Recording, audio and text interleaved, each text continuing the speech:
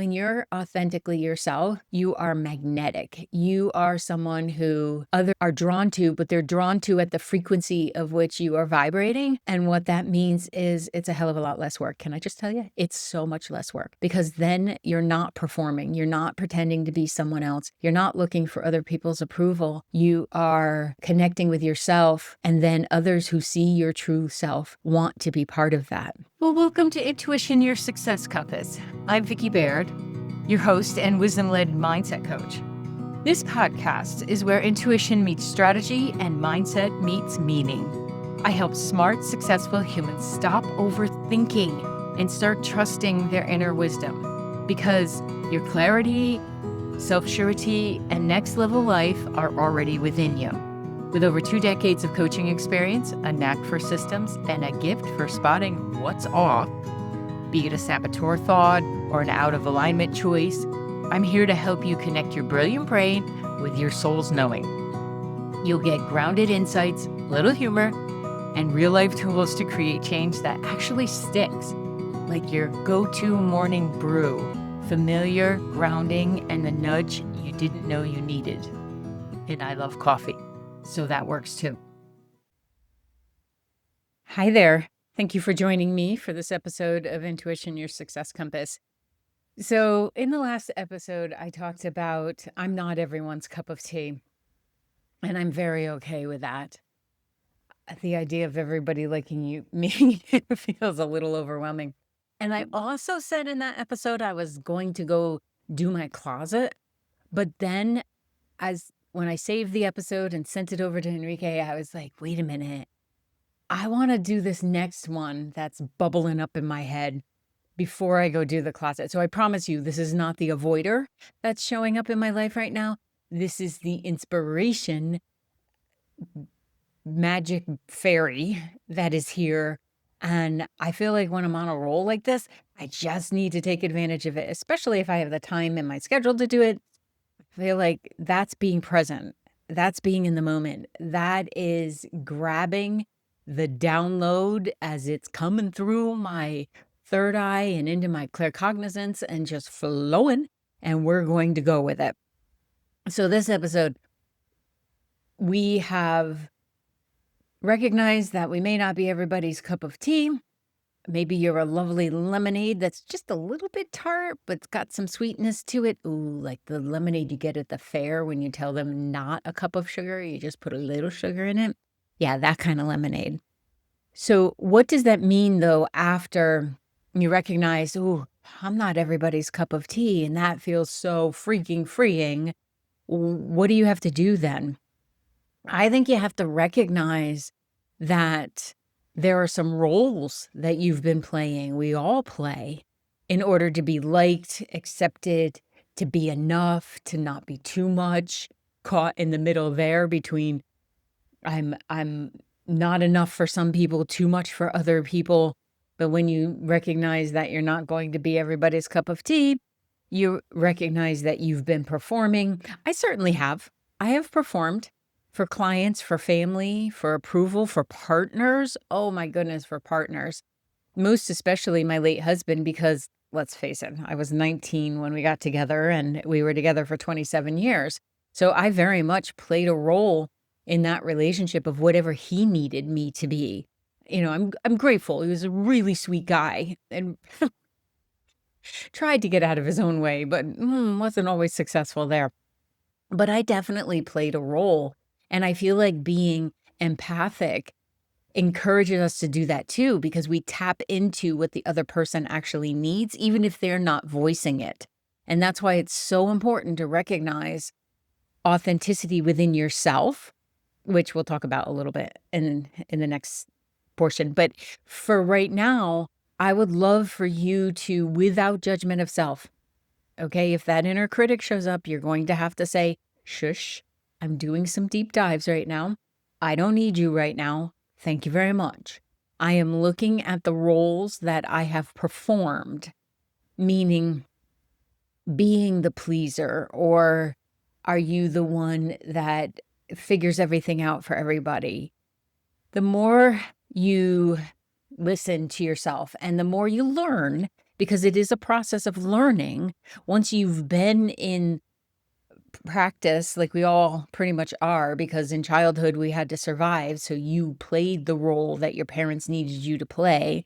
And then when you get older, especially when you hit the mid 40s, you start realizing, ew, I don't want to do this anymore. And you're not looking for that approval. One of the things I admire the most about my daughter is that she is very, very good at knowing who she is, who she aligns with, and who she does not. She has manners. She she was raised with them. She has manners. She's lovely, but that girl has boundaries. Like, oh, I I am just in awe of what she has and who she is. And I know I contributed, but she's her own soul and she comes with more of a, hmm, we'll call it a defining line than I've ever had. But when you really understand who you are and you stop pretending, life is so good. It's just like the better it gets, the better it gets because you just love most moments. There's still going to be some. It's life. Come on. Stop making everything a big old drama thing. It's not. But there are going to be moments that suck. So when you are performing for others and you can feel that discourse within discordant energy within inside of you. So that's what I would ask you to pay attention to first. Is there a feeling within you that feels like off? You know, that feeling of, I'm not exactly telling the truth here, but I am too afraid to look at it to see who I really am? That's what I'm talking about. A little aside here.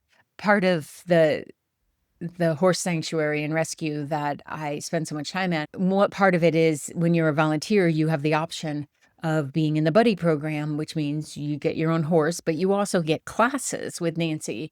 And she teaches us not only about the heart connection with the horses, but the fundamental practice of being safe with a horse and how to ask them to do something, like if they have to get their butt out of your way and stuff. So we were in the class and my girl had a tendon issue, so she couldn't participate.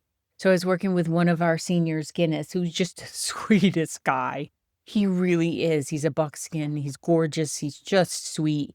He's elderly, and he's still willing to participate. And as long as you don't make him ask, you don't ask him to do too much.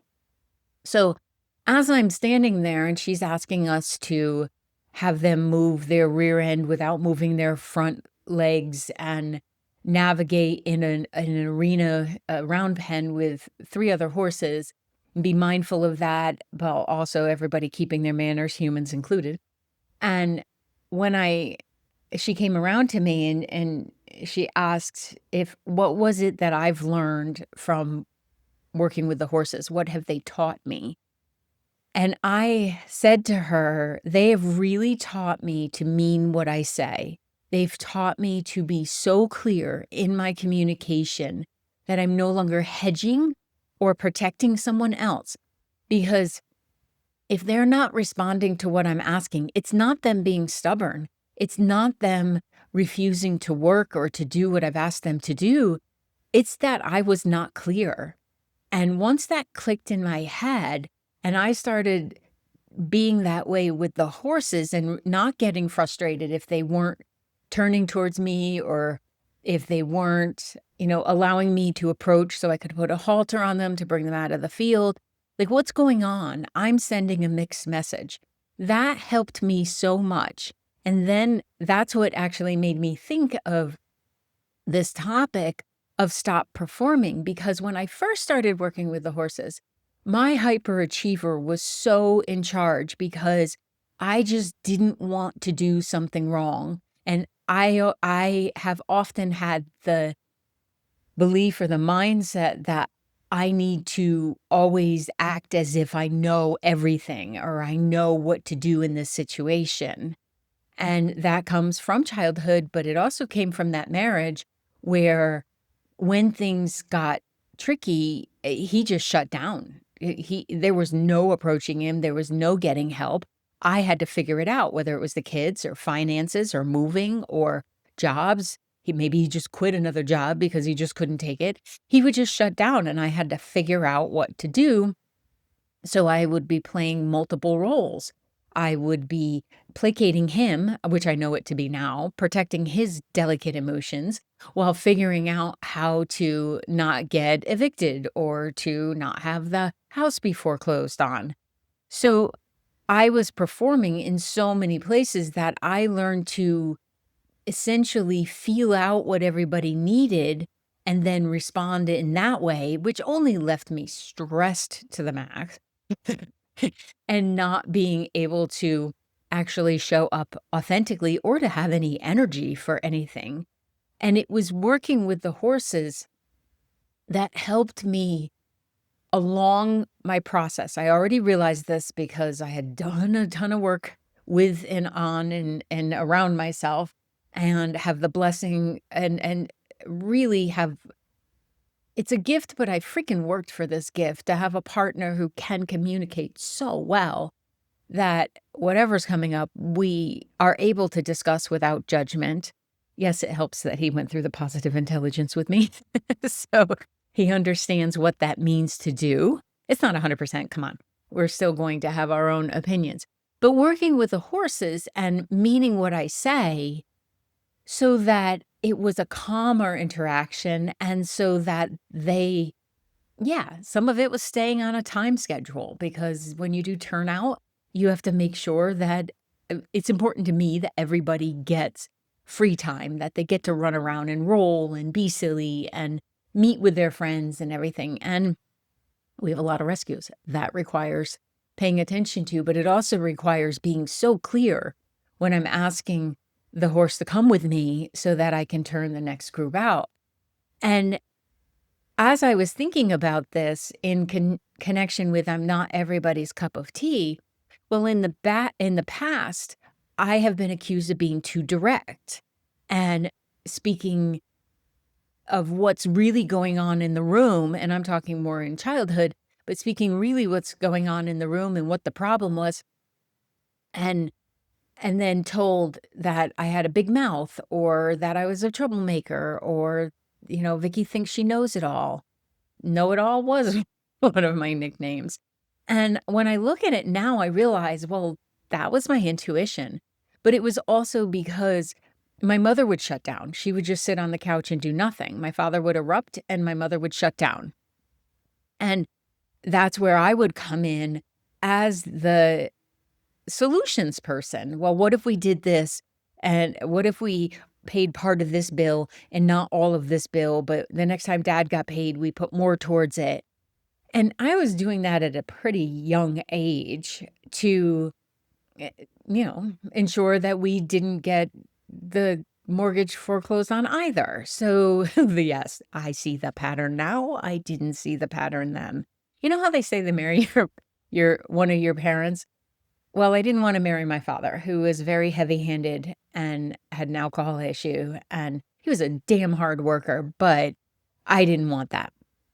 And, so, conversely, really ended up marrying my mother, who was very kind, but like I said, would shut down and didn't exactly go out of her way to ensure that there was money coming in so that there wasn't a foreclosure. So these performances, all these roles that we learn to do for family, for survival, for your boss, for any one of your connections that you have, they take us away from being who we really are because we end up playing a role just like an actor would of some other position that's not truly who we are. It's got essence, it's got pieces of who we are, but it's not authentic in the true sense of the word authenticity. It became a buzzword, which really annoyed me because it takes a lot of courage to be authentic.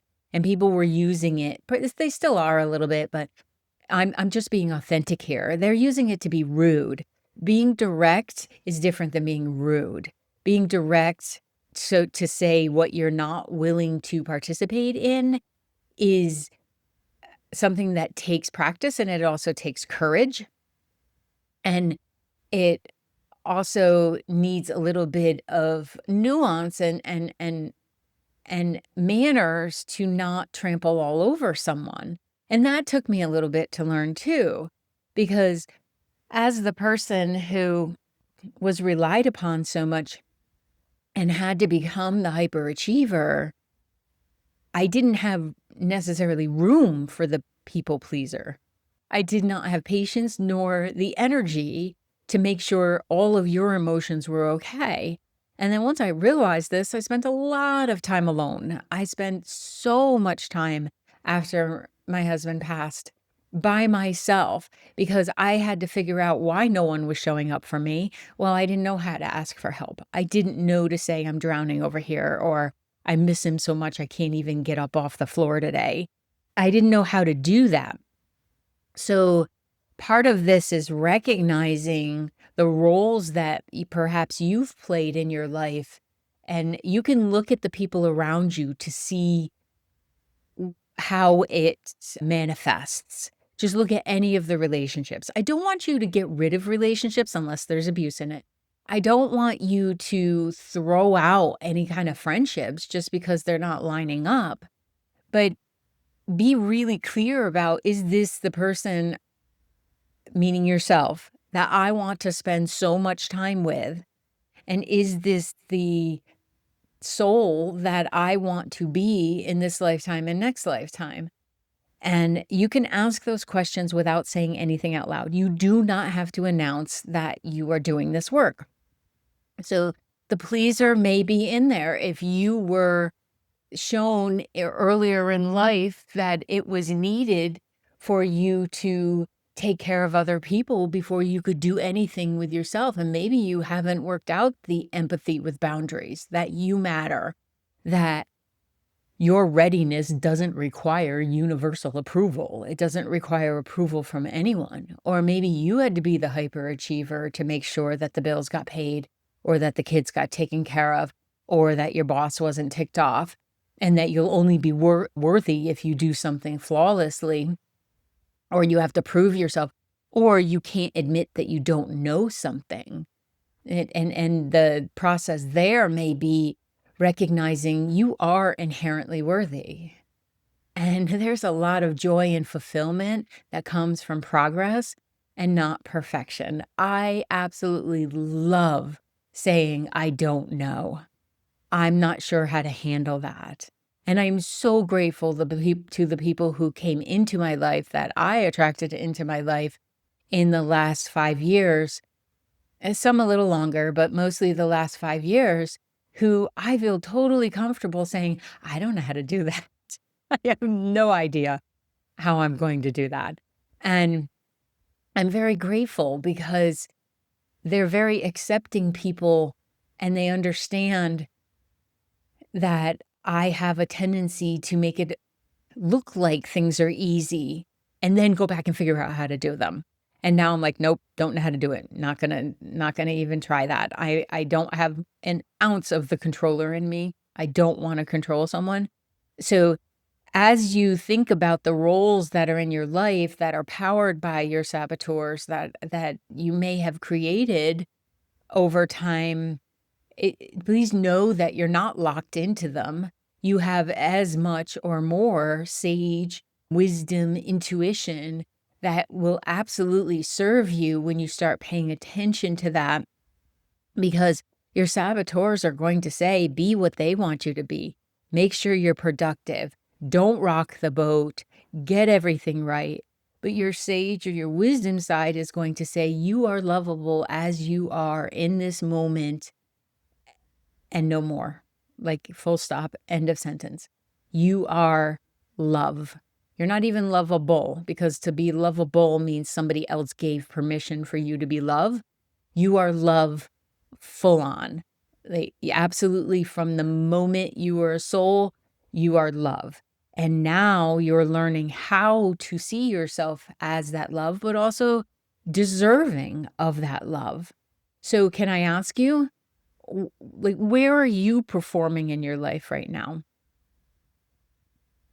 Where are you hiding your actual voice? I know it's in there, and I know you know it. And I know you push it down or push it to the side, or you think it's just crazy talk, or that's not important right now, that I have something that lights me up, that interests me, that gives me a focus on myself. Yeah, it really is important. So ask that question. Ask, can I see myself as love and as deserving of love from myself? We're not talking about other people. Remember, we don't have to be their cup of tea. We're not talking about other people. So what you can do is you can take a deep breath, because that tends to clear some cobwebs. And I would love for you to look at the palm, one of your palms. Look at your palm. I just thought of my friend Jody, who's got one palm and one bionic arm. So look at one palm. Hi, Jody. And just notice the lines that are there. Spend 30 seconds to a minute just looking at those lines and appreciating all the creases you have. Is your hand telling you could use some water because it's a little wrinkly right now? And then once you've spent 30 seconds to a minute doing that, ask yourself, is this who I really am or who I think I need to be? What would my sage do or say right now? Now, I know that in most circumstances, you're not going to have the time to do this in conversation.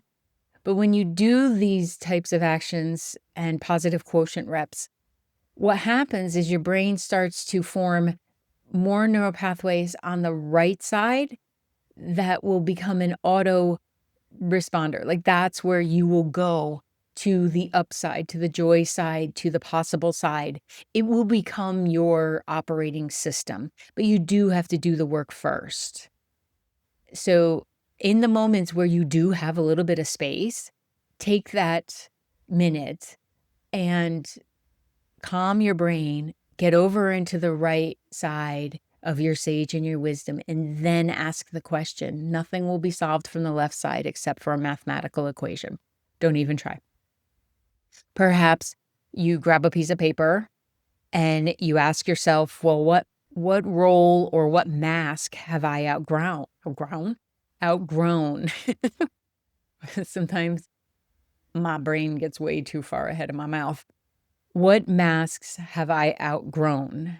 And who's underneath? And that's one of the questions I started asking myself about 2 years ago when I was just contemplating where do I want my business to be? How do I want to see my daily life? What do I want to be involved in? Do I want to look at the end of my life and see how many hours I wasted scrolling, look at other people living their life? Or do I want to actually be living my life? And I decided I wanted to actually be living my life. And that's up to me. That's up to me to put the phone down. That's up to me not to distract. And this is what I've done in order to be in a place where I can do that 98% of the time. I'm giving myself 2%, is to pause, to shift into presence, and then PQ my way over into my right brain to be able to ask the questions of myself without judgment. So I see this shift that happens in my clients during my mindset breakthrough groups. Which is 8 weeks of a pretty focused practice through positive intelligence, in which we follow the app through getting to know your saboteurs, and then you're activating your sage and being in there. And I see the difference in them when they stop performing for others and they start living for themselves. And let me be clear, when you stop performing for others and you live for yourself, you start actually wanting to help others, and you are there authentically. This is not about separating you from the joyous connection of other humans.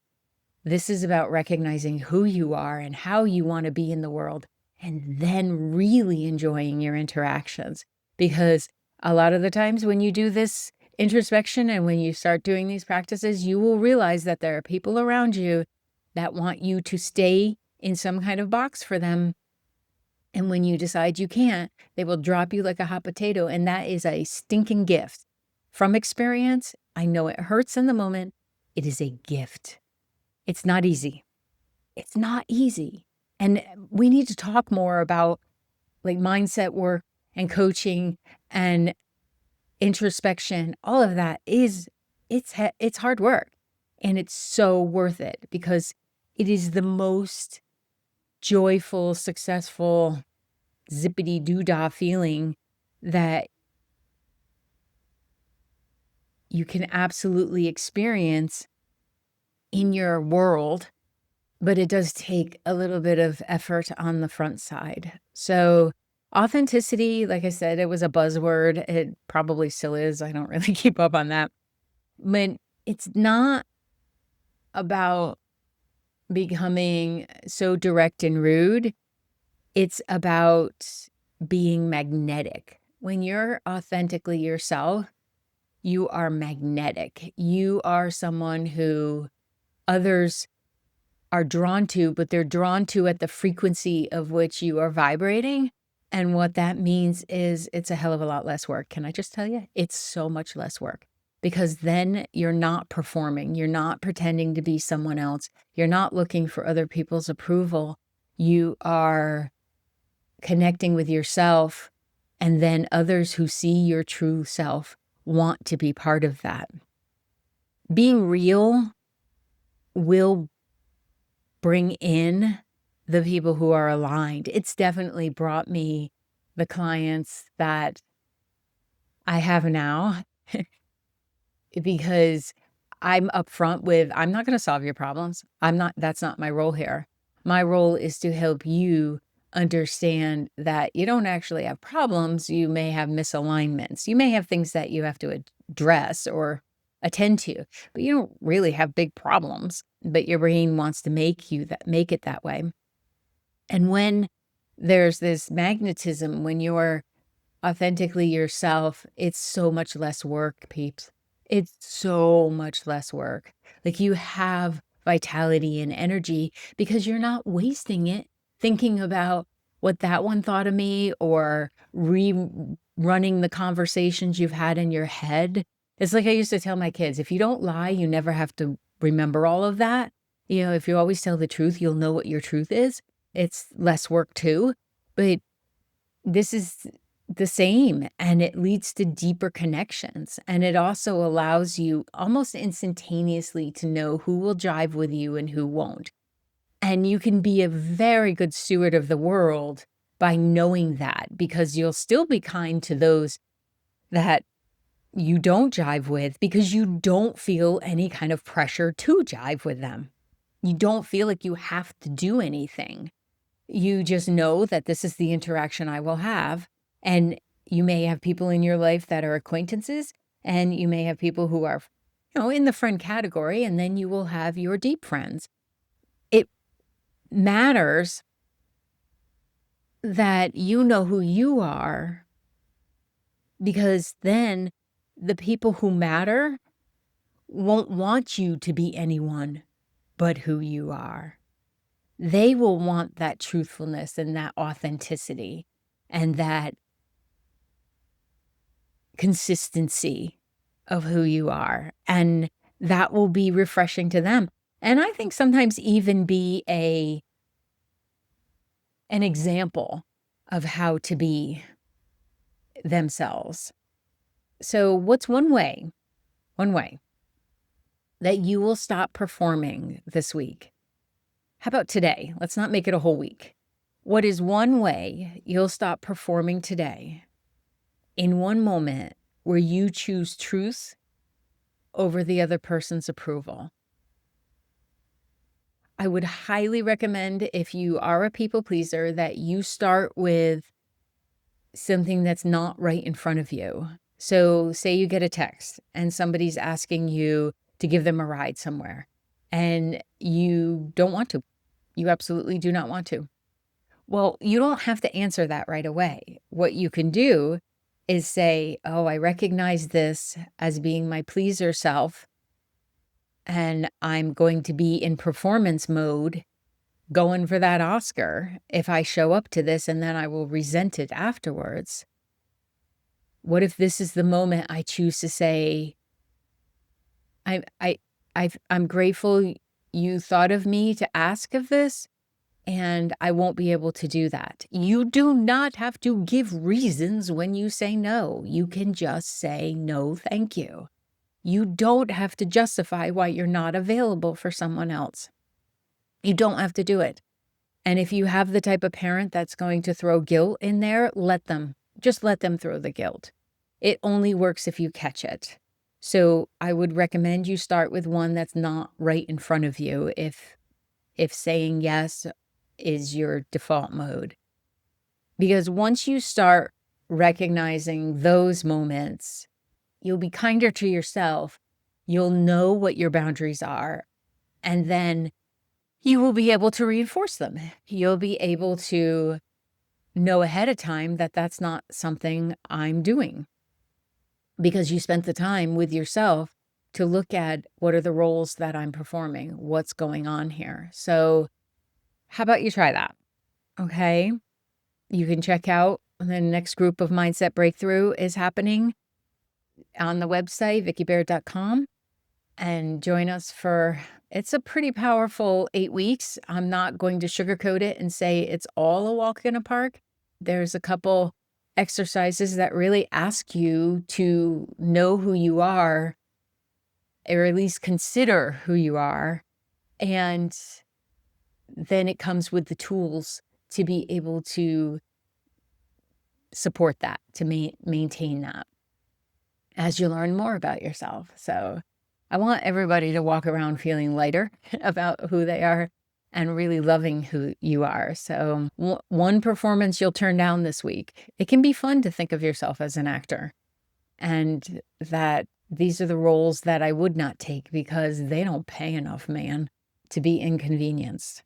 So thank you very much. I'm so grateful you were here to listen to this episode and to spend time with me. And I will see you in the next episode. Well, that's it for today. Thank you for listening. If it sparks something, pass it on. And when you're ready to go deeper, I'm just a click away at vickibaird.com. Trust your gut, quiet the noise. You've got this.